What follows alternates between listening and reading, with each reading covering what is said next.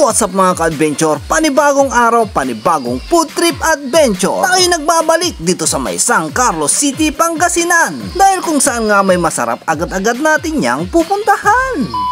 Sina mga ka-adventure, andito na tayo sa may Old Magic, San Carlos City, Pangasinan. Dito sa may Duo Brew. At kasama ko na naman si Lingmo. Pagkapasok nga natin dito sa loob mga ka-adventure ay agad-agad tayo sinalubong ng kanilang mga magagandang staff. Napakaganda rin ng kanilang ambience dito. Talagang mapapachills and relax ka rito. At heto nga pala yung kanilang mga menu. Mayroong solo at mayroong ding mga combo meals. Iba't ibang inumin nga pala ang pwede nating mabili rito. Mayroong milk tea, may frappe, iced coffee, coffee latte, hot choco, hot coffee at napakarami pang iba. Mayroon nga rin sila ditong happy hour. Hey, what's up mga ka-adventure? Andito ulit tayo sa may San Carlos City, Pangasinan. At dito nga tayo magpupunta sa may Duo Brew.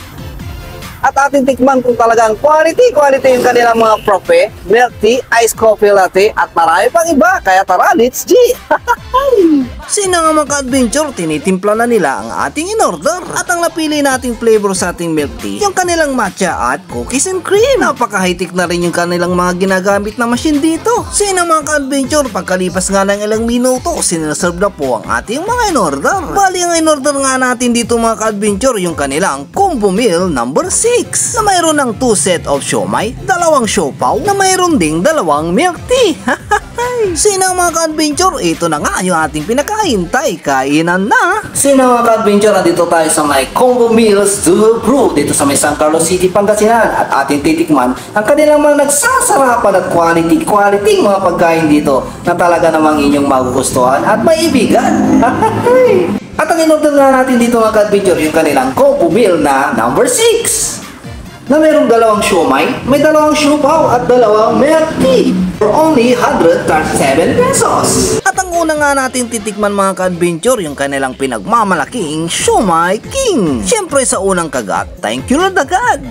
Napakasarap naman itong kanilang siomai, lalong-lalo na pag nilagyan ng kanilang mga pampalasa. Sunod naman natin tikman yung kanilang milk tea. Quality, tamang-tama lang yung timpla. Hindi matamis at hindi rin matabang. At palalagpasin pa ba natin hindi matikman itong kanilang pinagmamalaking siopaw dito?